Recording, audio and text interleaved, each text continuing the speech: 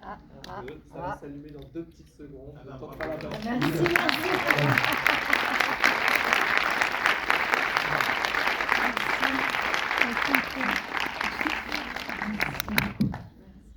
Alors on a l'équipe qui est là, quand même les conteuses. Je voudrais inviter avec nous Ava Baya, que vous avez vu dans le film Ava Onchu. Je crois qu'il y a aussi Louisiane Gouverneur. Je ne vois pas, viens avec nous. Et Michel Boucaï, peut-être qu'il est avec nous aussi. Salut. Ça va bien. Maïlis Favreau, qui doit être par là aussi. Viens avec nous.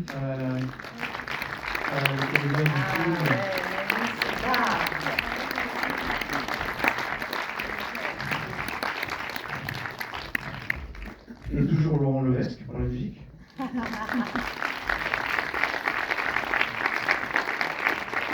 Et aussi Alexandre Ecker qui est monteur son. Où est Alexandre? Bon, je ne sais pas, il va nous rejoindre. Et Ariane Boucache qui a monté le film aussi. Ariane. Donc c'est les gens qui sont venus sans me le dire. Venez. Mais je ne suis pas forcément au courant et voilà. Est-ce qu'il y a Jean Fouillade qui est là? Est-ce qu'il est là, Jean? Si je me dois mon bon blond vénitien, mon blond, pardon, hitchcockien. Jean, viens! Oui, viens. Viens! Il est hitchcockien et on ne parle pas assez de la HMC. Elle vient de la coiffure. Et voilà, et Jean qui a ces belles couleurs. Sébastien, du coup, c'est votre premier long métrage. Effectivement, on n'avait pas parlé lors de la présentation au début, mais c'est pas la première fois que vous travaillez sur des personnages féminins, c'est même votre sujet de prédilection pour l'instant. Pourquoi le féminin vous intéresse autant? C'est vrai que j'ai fait des courts-métrages qui étaient des portraits de jeunes femmes. Non pas que j'ai fait des portraits après de femmes. Si, Non, mieux. c'est pas ça que je veux dire. Donc jeunes femmes, je veux dire, qui avaient entre la vingtaine, on va dire. 3 courts-métrages qu'on avait réunis sous un titre féminin pluriel qu'on a sorti en salle en 2018. Pourquoi déjà, je pense que il y a. Moi, j'ai grandi quand même, il faut le reconnaître, avec beaucoup de représentations masculines, quoi, essentiellement au cinéma, soit au cinéma français, européen, américain. Et je pense qu'en fait, quand je me suis dit, quand j'ai commencé à faire des films, j'avais envie de filmer des femmes parce que ça m'avait manqué en fait. Je pense aussi que j'avais, ceci dit, quand même, quand j'ai découvert le cinéma, il y avait un cinéaste qui les filmait très très bien, qui s'appelle Pedro Almodóvar, que j'aime énormément. Et voilà, je pense que je me suis dit, ah oui, il y a des héroïnes extrêmement fortes, et moi j'ai envie de les filmer aussi, de les regarder comme ça. Puis la télé m'intéresse, et en même temps, c'est pas si difficile de se projeter, je veux dire, rappelons que les femmes sont des êtres humains, hein, pour ceux qui les hommes qui ont des doutes. Et donc en fait, je pense qu'on partage quand même énormément de choses dans les sentiments, dans la façon de ressentir le monde, si ce n'est qu'en effet, comme il y a des injonctions plus fortes. C'est vrai que les 3 personnages féminins que j'avais filmés dans les courts-métrages, c'est des personnages qui devaient un peu hausser le ton par rapport à la société, qui devaient un peu se battre. Et ça m'intéressait. Voilà, je trouve que c'est toujours assez beau quand quelqu'un se bat pour quelque chose, pour ses idées, ses croyances. Donc il y a la matière fiction, quoi. Et à quel moment est venu le côté un peu fantastique, l'idée de vouloir mélanger fantastique, réalité? Dès le début, il y avait envie de fantastique. Moi, le cinéma fantastique, c'est quelque chose qui m'intéresse beaucoup et qui existe en fait dans le cinéma français depuis les débuts du cinéma, avec les films de feuillade, que j'adore absolument. Les films de feuillade, c'est les vampires, c'est Fantomas, ensuite Franju, plus tard. Aujourd'hui, il y a des jeunes cinéastes dans ma génération qui s'intéressent au fantastique, et heureusement. Julie a d'ailleurs produit le Juliette Ducournau, grave. Donc ouais, c'était déjà dedans, c'est-à-dire l'idée qu'on pouvait parler du couple, parler d'émotions, mais avec quelque chose qui soit de l'ordre du fantastique et donc aussi un peu quelque chose d'un peu ludique à la base en fait, tout simplement. C'est le fameux et si on fait ça, et si on fait ça, qu'est-ce qui se passe et le côté un petit peu conte aussi m'intéressait, ce qui voilà, n'empêche pas de parler de choses profondes en fait, pour autant. Justement, Julie, vous avez fait de la production, de la réalisation. Quel plaisir vous avez à être sur un projet d'être actrice uniquement? C'est quand même l'essence, je crois que c'est vraiment là où je m'amuse, c'est là où j'ai commencé et c'était un des grands plaisirs du film d'ailleurs, c'était de travailler ensemble parce que c'était ça qui était assez incroyable, est-ce que tu trouves mes gestes, que tu deviennes moi, on a vraiment composé ensemble, donc c'est quand même voilà, cette métaphore sur le métier d'actrice qui vit 1000 vies plus fortes et comment on peut même se perdre en faisant ce métier, tellement c'est très fort, et en même temps quand les rôles, bien sûr on est de nous, mais quand les rôles nous marquent aussi, nous restent, nous changent, nous transforment, il y avait quelque chose d'assez fort dans ce rôle. Et pour revenir à ce que tu disais, Bastien, moi j'adore le cinéma fantastique, donc c'est ça que j'ai aimé énormément aussi en lisant le scénario. J'avais une passion quand j'étais jeune pour la Féline de Tourneur. Il y avait eu ce remake avec Nadia Kinski, là on entend les talons, tac tac tac, et tout à coup, on n'entend plus. Et il y a une panthère. Et j'étais très émue de voir qu'un jeune metteur en scène propose ça. Donc pour moi c'était fort. Et puis effectivement, la fragilité quand on a 50 ans et qu'on est comédienne et qu'on sent que, comme elle le dit à son agent dans le film, on ne peut pas refuser ces rôles qui commencent à devenir rares. Il y a aussi toutes ces injonctions dont tu parles sur voilà. Donc non, c'était. Je me souviens plus. C'était quoi la question? C'était la réponse. C'était quel plaisir vous aviez à être uniquement actrice sur un projet, notamment celui-ci. Plaisir premier, complètement, entièrement. Et bravo. Hein. Vous voulez pas dire un petit mot quand même, un petit mot. Je leur donne la parole. Parce que franchement, bravo. Merci. Bonsoir. Voilà. Non, par rapport à ce que tu disais sur le travail, moi, quelque chose que j'ai vraiment beaucoup apprécié en travaillant avec Sébastien, avec toi, c'était de bien prendre le temps de se rencontrer avant. On avait fait une journée de répétition et je trouve que ça avait été vraiment important et pour trouver ces petites choses dans la subtilité. Voilà, et c'était un plaisir. Bravo. Voilà. Pas grand chose à dire, mais merci de filmer les femmes comme tu le fais.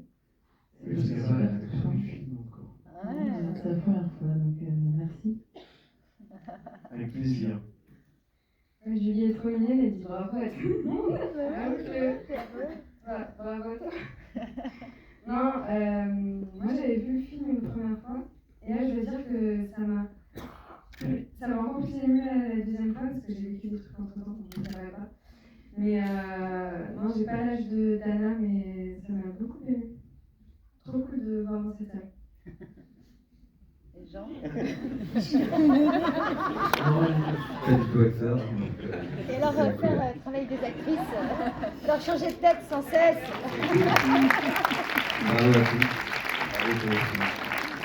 Parce que si on vit 1000 vies, c'est quand même grâce à Jean. Moi, ça fait combien? Ça fait 20 ans qu'il me rend blonde, brune, rousse, rose. J'ai eu les cheveux, je crois qu'il m'a tout fait. Jean. Voilà, 1000 vies. On va peut-être s'adresser au public. Est-ce qu'il y a des questions? Oui, il y a quelques questions. Ah. On va vous passer un petit micro, comme ça on vous entendra bien.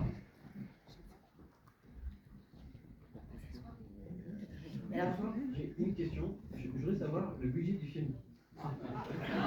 C'est très... Vous êtes producteur, c'est ça? Alors, le budget réel ou le budget... parce que nous, c'était en participation. Donc, si nous n'étions pas en participation, on dirait 1,5 million, 1,8 million. Si nous n'étions pas en participation, Ouais.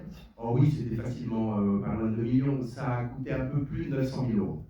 Voilà, c'est pour vous dire que les acteurs La vraiment participation, c'est étaient que les acteurs une acceptent. vraie participation. La participation, c'est que les techniciens et les acteurs acceptent d'avoir un salaire minimum, légal, mais que si le film marche, il faut que tout le monde est intéressé sur le résultat du film. Donc c'était mon plus petit salaire depuis mon premier long métrage. En gros. Il y avait une autre question là. Ouais, monsieur Aubouille. N'hésitez pas. Profitez-en, posez des questions. Alors, on est si là. on peut donner un micro à ce monsieur. Ça y est, ça y est. Ah, allez-y. On a une personne qui a un micro. Voilà. Oui, bravo pour le film. J'ai deux petites questions. Premièrement, où est-ce qu'on peut se procurer la potion? Il a la poche. Attention, il la vend cher. Hein. Madame, monsieur, ça vous coûtera 300 € simplement. Mais vous allez passer quelques jours assez étonnants, je vous promets. Et ma deuxième petite question, c'est comment vous est venue l'idée du film, l'idée De la potion. du scénario? Bah, l'idée du film, comme je disais, ouais, c'est d'avoir. En fait, c'était l'envie de. Enfin, je m'étais dit, en fait, à la fin d'une histoire, précisément, voilà, je vais être franc, je m'étais dit, voilà, il y a sûrement des hommes qui vont avoir la chance de rencontrer cette personne-là, de la découvrir, de discuter avec elle, de passer des moments formidables. Et je me disais, parfois, mais j'aimerais tellement être à leur place, mais littéralement, pour revivre, en fait, ces moments de rencontre. Et bon, évidemment, dans la vie, c'est pas possible, parce que Madame Peng n'existe pas vraiment. Mais voilà, et c'est parti de là, en fait. Et je voulais dire autre chose, c'est même plus ce que je voulais dire. Et du coup, dans les comédiennes, on s'inspire beaucoup des metteurs en scène. Donc j'ai beaucoup, pour construire le personnage d'Anna, regardé Sébastien. Non, mais voilà, l'idée vient de là, en fait, de quelque chose d'assez personnel, mais qui est un fantasme, je pense, partagé par plein de gens, en réalité. Et le fantastique, bah, il permet ça. Alors évidemment, ça vient de Alice de Woody Allen, avec ce vieux chinois qui vend à Mia Farrow des petites tisanes. C'est aussi le Gremlins, le Mogwai, en fait, qui est vendu au début de Gremlins, qu'il ne faut pas nourrir après minuit. Ce qui est complètement con, parce qu'en fait, toujours après minuit, si on le nourrit à 15h le lendemain, mais c'est une petite trouvaille scénaristique qui marche, et on marche, parce que le cinéma c'est comme ça, et c'est tant mieux. Et donc là, voilà, si on dépasse la prescription, ben, on peut nous arriver des petites histoires, quoi. Mais c'est un personnage qu'on retrouve dans les contes, en fait. C'est la sorcière, c'est le mage, le magicien, le marabout, tout simplement, et ça permet de lancer la fiction et de prendre des libertés avec le réel. Il y avait une autre question. Monsieur, bonsoir tous. Combien de semaines avez-vous écrit ce scénario? Première question. Deuxième question. Combien de semaines ou de mois a eu lieu ce tournage? Alors pour écrire c'est un long processus en fait. C'est une version, enfin un premier jet où il n'y a pas les dialogues. On essaie de trouver la bonne structure en fait du film. Ça prend déjà quelques semaines, et puis on va faire des versions successives, parce qu'il faut aussi des temps d'arrêt en fait entre les versions pour faire pour que ça mûrisse en fait. J'ai travaillé avec Zoé Gallon, avec qui j'ai travaillé par la suite sur d'autres projets, et voilà, j'amène l'idée et on en discute longtemps en fait, on discute, puis on commence à mettre une structure sur le papier, et puis ensuite on commence à écrire les dialogues, tout le scénario, ça prend des mois. Après ça passe dans des commissions, etc. C'est très très long. Et pour tourner, en réalité, ça c'est le moment le plus court en fait. On a tourné 6 semaines, ce qui est relativement la moyenne, je crois, aujourd'hui, hein, pour un premier long métrage. Donc ça va très très vite. En 6 semaines, finalement, tout ça se concentre, parce que c'est le moment qui coûte le plus cher. Hein. Et puis ensuite, il y a toute la post-production. Donc avec Ariane, on a monté. On peut monter en semaine, enfin en mois même, hein, avec pareil aussi, parce que le montage c'est une réécriture aussi. Donc il faut laisser reposer à des moments. Voilà, on cogite dans notre coin, chacun dans notre coin, et puis on se retrouve et on teste à nouveau des choses jusqu'à trouver ce qui nous semble être le meilleur montage possible du film. Ariane peut en dire deux mots. Elle m'a supporté pendant des Ariane, semaines. un petit mot. Bah non, enfin, je tiens juste à dire que voilà, ce final, c'était mon premier vrai long métrage. Et donc, Sébastien a eu le courage de me choisir et j'espère que voilà, ça s'est bien passé, je crois. Ariane, elle a monté beaucoup de courts-métrages, parce que, bon, moi je viens du court-métrage aussi, j'en ai fait plein. Elle a monté beaucoup de courts-métrages, de documentaires, et puis il y a toujours ce moment où il faut passer au long-métrage, et il faut trouver quelqu'un qui dise, bah oui, ok, ça sera son premier long-métrage, mais c'est pas grave, et puis de toute façon on va y arriver ensemble, et c'est ce qu'on a fait. Voilà, et depuis, elle monte plein de long-métrages avec des metteurs en scène prestigieux. Merci Sébastien. Voilà, Non, ça a mais été avec plaisir. de vraies semaines d'expériences extrêmement nourrissantes et d'apprentissage du film, parce que c'est vrai que moi ce que je trouve magnifique au montage, c'est qu'on est tout le temps dans le film. Il n'y a pas de projection, c'est concret. Et alors que l'écriture, ça reste des rêves, même au tournage, mais le montage, là, on est tout le temps dans le film. Ouais, c'est très concret, c'est de la matière, hein, tout le temps. En fait, on malaxe la matière, on coupe, on cherche, et puis en fait, le film dicte aussi les choses. C'est ça qui est très étonnant. C'est pour ça que parfois, le film ne veut pas d'une séquence. Donc il y a des choses qu'on coupe, hein, voilà. Je suis désolé, hein, mais c'est pas... Enfin voilà, c'est le film, il décide en fait, parce que franchement, c'est une matière vivante en fait. Vous enlevez un petit truc et ça change ça a plein de conséquences sur tout le restant du film, et ça provoque une émotion particulière. C'est vraiment quelque chose d'assez étrange, hein, la matière vivante d'un film en fait. Et je voudrais aussi ajouter quelque chose par rapport à Julie, qui, je voyais à chaque fois qu'il y avait une prise qui avait été faite, qui était bonne, et Julie, elle disait « Allez, on la refait !» Là, je suis chaude, on la refait. Et ça, c'était très beau et généreux. Voilà, il y avait toujours une envie de continuer et de se dépasser. Pas « Oh bon, c'est bon, elle est bonne !» Il y a une autre question? Alors, on va vous apporter En le attendant, micro. je peux juste dire, parce qu'il est très humble quand même, Sébastien, mais s'il fait son premier film aussi là, c'est que pendant 10 ans, il a créé à Brive, donc on a la Corrèze en commun, un festival du moyen-métrage. Le festival du moyen-métrage de Brive, c'est même, on parle de l'école de Brive. C'est qu'il a sélectionné ce jeune homme, tous les grands réalisateurs d'aujourd'hui, vraiment, ils sont tous passés par là, et je vais juste dire Justine Trier, comme ça ce sera... Justine Trier, il l'a sélectionné pour son premier moyen-métrage.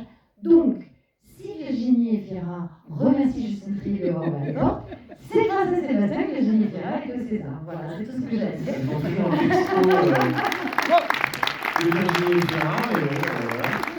Non, mais vraiment, là, je lis Aubrac, enfin, je peux vous citer, c'est vraiment... Ouais, plein de cinéastes de ma génération, oui. Et bravo. Qui sont préparés, ouais. Peut-être Gré, vous regarderez, École de Brive. Monsieur. Bonsoir. J'ai une question qui va peut-être vous paraître naïve, je ne sais pas.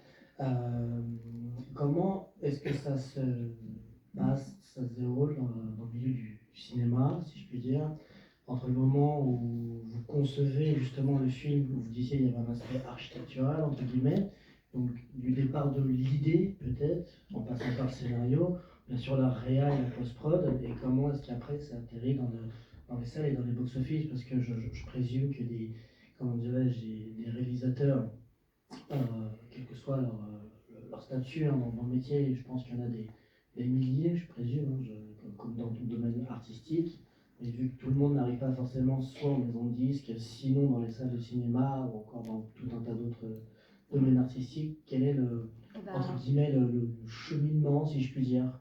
Il y a le distributeur qui est là, Daniel Ferrand, parce que c'est lui qui prend le risque à un moment donné. Et qui devrait dire comment ça se passe, mais c'est long. En fait, le cinéma, en résumé, c'est long. C'est ça, en fait. Hein. Parce qu'en France, c'est quand même... on dit que c'est souvent un art et une industrie. Ce qui est vrai, c'est beaucoup d'artisanat, en fait. Parce que c'est des équipes plus ou moins importantes, mais il y a quand même un côté très artisanal, très laborieux de fabrication d'un film. C'est pas grave, hein. Moi je trouve ça formidable, hein. Je trouve ça très bien, tout aussi intéressant, noble que de fabriquer des meubles, en fait, des beaux meubles, en fait. Non, mais c'est vrai. des prototypes. Oui, Chaque c'est film ça. est unique, chaque film est différent, et il faut trouver la bonne personne, le bon distributeur. Enfin, en tout cas, à chaque étape, il faut trouver la bonne personne qui y croit, à la bonne taille, et qui correspond à ce film-là. Et voilà, et les acteurs aussi, et à tous les niveaux. Et donc le chef d'orchestre, c'est Sébastien. Et même le compositeur, c'est Sébastien qui le dirige.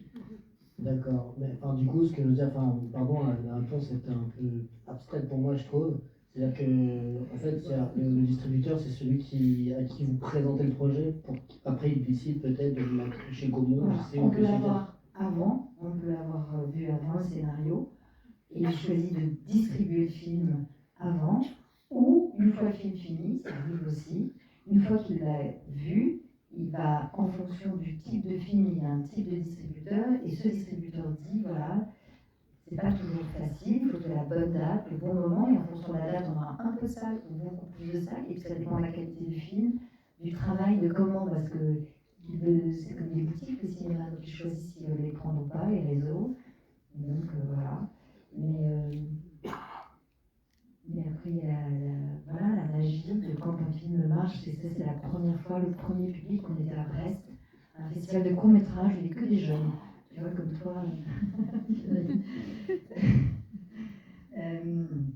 qui a vu le film, ils étaient 5000, franchement c'était très impressionnant le festival de Brest, c'est un festival très... Et on avait le trac, parce que c'est la première vision, on va savoir est-ce que ça marche ou ça ne marche pas. Et là, c'était assez incroyable parce que vraiment, les jeunes, après on est allé à Angers, le festival d'Angers, pour le temps.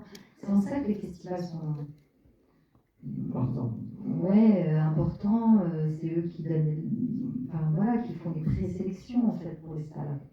Donc, le festival d'Angers a montré le film. Donc là, c'était plus un public un peu plus âgé, d'arrêt-essai, qui connaissait très bien. Et là aussi, ça a marché. Donc il y a eu comme une...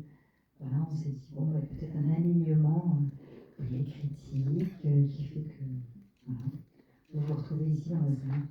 Et quels seraient les prochains projets alors? Sébastien, ton prochain projet? On va finir ça. Mais là, il est fini, il est diffusé, hein? Prochain projet, il est pas encore sorti. Oui, Vous l'avez vu en avant-première. Il sort mercredi prochain. Tout va bien, Félix. Non, mais j'ai d'autres projets évidemment qui sont en cours d'écriture, plus ou moins avancés.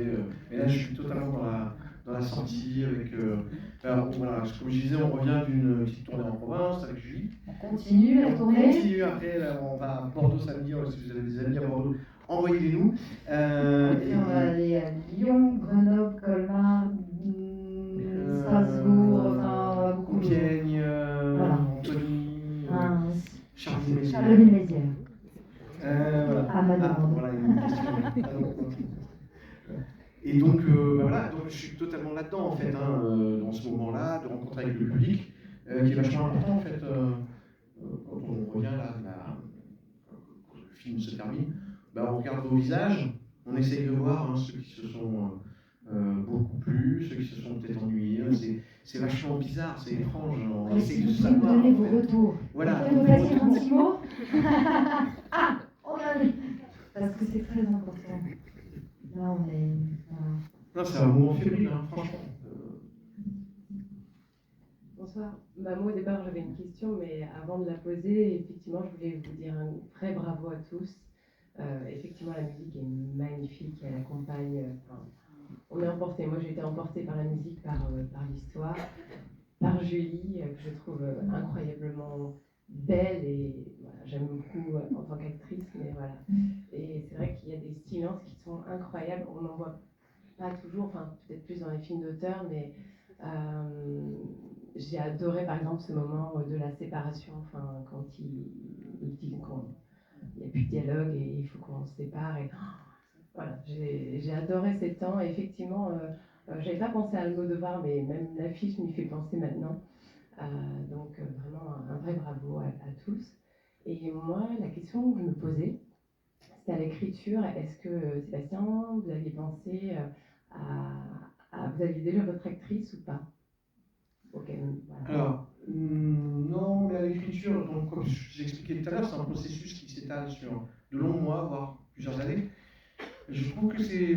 Enfin, moi, j'essaie d'éviter, au moment où vraiment on écrit avec ma co-scénariste Zoé, de projeter des visages, quoi. Donc je sais pas comment vous dire, c'est des silhouettes dont les visages sont un peu flous, mais c'est pas très grave en fait, c'est pas gênant. Et je pense que c'est pas mal parce que ça évite aussi peut-être ce travers qu'on retrouve peut-être parfois où on se dit ah ça a été tellement écrit pour tel acteur et finalement ça lui ressemble beaucoup ou ça ressemble à beaucoup de choses il ou elle a déjà fait. Donc j'essaie de fabriquer des personnages qui existent par eux-mêmes avant d'être incarnés par des acteurs. Et ensuite on cherche, on se dit la première fois que j'ai vu Julie. Elle voulait vraiment faire le film. Ouais, Je l'ai pas lâché. Il a mis 2 jours à me répondre. Tellement pas mort en fait. Parce que j'ai pas dit tout de suite, ah oui, tout à fait, Madame Gaillet, non, mais j'avais vu plusieurs comédiennes, voilà, et en même temps, quand je l'ai vu, on s'est pas vu beaucoup, ça a été assez court, hein, la première fois où on s'est vu, c'était genre une trentaine de minutes, et en fait, j'avais vu notre rendez-vous très sympathique avec une comédienne que j'apprécie beaucoup. Mais là, j'ai eu l'impression que le personnage, il existait quelque part au fond d'elle. C'est pas elle dans la vie. Je me suis pas dit, ah tiens, elle est comme Anna. Non, c'est un autre truc. Je me suis dit, elle a ce personnage en elle, en fait. Et d'ailleurs, ce qui est arrivé aussi aux autres, en fait, hein, c'est comme ça qu'il y a un moment où on se dit, ah non, c'est sûr, c'est cette personne qui doit jouer ce rôle-là. C'est comme ça que moi je le ressens à chaque fois. Et donc, moi je me souviens, après la sortie du rendez-vous, j'ai appelé mon producteur, je lui ai dit voilà, je viens de rencontrer Julie Gaillet, c'est elle qui fera le film, voilà, c'est sûr, voilà, et on avait convenu de se revoir. Rappelle-toi. Difficile de revoir Julie. Oh oui, en plus elle a un planning de dingue, donc on s'est revu genre une semaine après, mais quand même, je pense qu'elle avait quand même un peu compris que... Non. Bon. Non mais... Non, mais voilà. Bon, c'est vrai qu'elle avait très envie de le faire. Et il a hésité. Mais non, pas du tout. En fait, j'ai pas hésité. Simplement, j'ai pris le temps parce que c'est une décision importante, c'est pas une hésitation. Non. Et je suis ravi, quoi. Ça a été un plaisir de travailler avec elle, travailler avec vraiment tous les comédiens du film. Vraiment, je suis très très content de ça. Et puis, elle a osé aussi le faire parce que c'est pas un rôle évident, c'est pas un rôle facile d'accepter parfois d'être moins maquillé. Comme vous avez vu, notamment parler de la scène de la rupture, qui est quand même qui est un gros morceau du film, qui est une scène dure. Là, il fallait, à contrario de la première séquence, qui est une rupture très cinéma, c'est-à-dire glamourisée, où elle a juste les larmes aux yeux, qui sera un peu la rupture classique dans un film où on reste dans quelque chose de très propre, je dirais. Il y a la véritable rupture entre Anna et Antoine, et là il fallait qu'on sente les heures de discussion dans la nuit, les rougeurs, les cernes, la fatigue, il fallait que physiquement on le sente. Et aussi bien Julie que Benjamin, j'ai filmé leur visage tel le visage qu'on peut avoir dans ces moments de fatigue. Il y a des actrices et des acteurs qui, je pense, n'auraient pas accepté d'aller aussi loin. Voilà, et donc j'ai eu beaucoup de chance et elle a osé aussi faire ça. On avait parlé dès le début qu'il fallait faire ça, il fallait montrer ça. Et il y a cette connexion aussi avec Agathe, justement. Vous devez se former, comment ça s'est créé comment ça s'est créé cette connexion avec Agathe Par rapport à Agathe alors Agathe, moi je la connaissais, je l'avais vue dans beaucoup de films et je trouve qu'elle a une présence, une étrangeté dans sa présence en fait, qui m'avait toujours frappé. Et je me dis, ouais, il faut trouver quelque chose qui... Alors là c'est un rôle particulier parce qu'en effet elle crée ce que j'appelais la vraie Delphine, c'est-à-dire la Delphine lambda qui ne comprend pas, enfin qui n'est même jamais au courant de tout ce qui s'est passé en fait en réalité, qui est sympathique, mais qui a une silhouette quand même un peu floue, qui se tient, pas forcément très bien. Et elle a créé la Agathe avec Anna à l'intérieur. Donc il y a eu ce travail, cet échange avec Julie pour trouver une attitude, une intonation, un port de tête, des petits gestes, qui fait que vous, spectateurs, il y a une familiarité, c'est-à-dire que vous voyez le personnage d'Anna qui circule d'une incarnation à l'autre, comme si vraiment il y avait un personnage de cinéma, comme quoi un personnage de cinéma, ça a vraiment une âme en fait. C'est-à-dire quelque chose qu'on a créé de toute pièce et qui passe par le corps des acteurs. Et elle a fait un travail absolument incroyable parce que c'est pas si évident que ça de créer un vrai personnage et un alias en fait qui soit incarné par quelqu'un d'autre. Enfin voilà, c'est à la fin un travail d'enfer. Elle venait sur le tournage m'observer, jouer, elle restait comme ça. Non, c'était fascinant. Et après, il y a eu tout un travail aussi avec la musique de ma voix. Et où est notre monteur son qui a disparu? Et ils ont mis ma voix, des respirations dans celle d'Agathe pour que vraiment vous vous perdiez presque, de manière très subtile. Ce travail il a été assez incroyable. Et vraiment, on se voyait, elle m'observait, enfin, c'était merveilleux. Et moi, je trouve qu'en plus, Agathe, on l'a toujours mise dans des rôles un peu d'ingénue ou jeune, un peu comme ça. Et là, elle est femme, elle est sensuelle, elle est magnifique. Enfin, j'étais heureuse de l'avoir filmée comme ça. Très belle. Avec Alexandre Riquin, mon son, qui était par là, je ne sais pas où il est passé. Il est disparu. On a en effet mélangé des respirations des deux comédiennes, des voix. Alors certains, je suis sûr, l'ont entendu, l'ont senti. D'autres, c'est juste un ressenti, et c'est très bien. Et puis il y a aussi le travail que j'ai fait avec Laurent pour la musique. Et Laurent, j'avais travaillé avec lui sur les courts-métrages, mais c'est vrai que je ne lui avais pas beaucoup laissé d'espace parce que d'abord c'était des films plus courts, et que j'ai même fait travailler sur un court-métrage où il n'y a pas de musique pendant tout le film sauf le générique de fin. C'est quand même un peu frustrant pour un compositeur de musique de film, c'est comme ça, parce que il n'y avait pas de place pour la musique dans ce film, c'était comme ça. Et par contre là je lui avais dit, là pour cette histoire, ouais, je vais avoir vraiment besoin d'une présence importante de la musique. Donc Laurent avait lu même des versions successives du scénario, et puis il nous a rendu visite aussi sur le tournage aussi. Et voilà, pour s'imprégner en fait du film, voir les acteurs travailler, et puis en parallèle, voilà, il travaillait sur la musique, on a fait beaucoup d'allers-retours, beaucoup d'échanges. C'est un vrai travail, on dit que le compositeur de la musique de film, c'est le troisième auteur, il y a le scénariste, le réalisateur, et le compositeur de la musique de film, c'est aussi c'est une sorte d'âme du film aussi, la musique, et j'avais dit, il va falloir accompagner Anna, oui, on parlera mieux sur le travail. Le violon. Tu en parles déjà bien, merci. Donc pour Anna, moi ce qui m'a beaucoup inspiré, c'est le travail pas le travail, parce que je considère pas ça comme un travail, mais c'est l'attitude de Julie, ce qu'elle dégage, ce qu'elle dégageait dans ce film, et aussi le fait que Sébastien m'ait dit, il m'a relaté des propos auxquels ça devait être au café avec Gambetta, cette fois-là, en lui disant, moi, tu sais, je veux filmer, je veux voir Terry, enfin, quasiment pas, mais bon. Et Julie lui a dit, moi je m'en fiche, il n'y a pas de problème. Et ça m'a touché. Ça m'a touché dans son personnage, dans ce qu'elle allait être, et ça m'a inspiré pour la musique que j'ai faite. Voilà, beaucoup. Et aussi... et puis elle travaille avec une manière. Voilà, elle travaille avec une manière radiologique, qui est le violiste, pour moi, le plus talentueux, le plus magique du monde, qui a accepté pour la première fois de participer à une BO, ce qu'il n'avait jamais fait avant. Il a fait des albums en soliste ou en super soliste avec orchestre dans le monde. Et voilà, le fait qu'il se donne complètement, qu'il accepte de venir enregistrer. Et ce qui est drôle, c'est que souvent quand on fait une séance de musiciens, les musiciens déchiffrent la partition pendant la séance de 3 heures ou plusieurs fois 3 heures. Et lui, en fait, il avait complètement travaillé avant de venir enregistrer. Ce qui est un énorme plus. Il avait vraiment le morceau dans les doigts. C'était exceptionnel. Pour moi, la plus grande séance que j'ai pu faire jusqu'à présent. Et c'est ce côté magique qu'il a, qui j'espère se transpose dans le film et qui porte sa voix. Et l'orgue. Oui.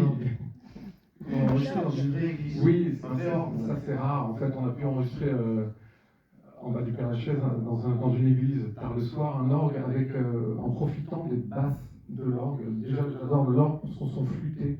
Il y a beaucoup de gens qui n'aiment pas l'orgue pour son son un peu grinçant, qu'on entend parfois dans les églises, un peu nez bouché. Et là, l'orgue a des sons qui s'appellent d'ailleurs flûte 1, flûte 2. Donc on a enregistré cet orgue et j'adore la musique électronique aussi. Et je voulais des basses très graves, ça s'appelle des soft bass. Et donc j'ai pu les trouver avec cet orgue, avec ces grands tuyaux qui font 30 mètres de haut. Et on a enregistré tout ça en vrai, ce qui est magnifique d'avoir pu faire ça. Donc, merci d'avoir permis d'aller jusqu'au bout de toutes les idées. Bravo, Léa. On va prendre une dernière question. Bonsoir, félicitations. Je voulais juste savoir comment Anna a choisi de revenir elle-même. Parce que c'est pas forcément expliqué dans le film. C'est l'amour. Bah, quoi, se c'est transforme, l'amour, c'est revenir elle s'est elle-même. retrouvée comme avant, parce que surtout dans le premier lieu qui a été les fondations, les ruines et les futures fondations de leur histoire. Je pense que c'est cette idée de repartir, de se retrouver en fait, parce qu'ils s'étaient peut-être éloignés, perdus.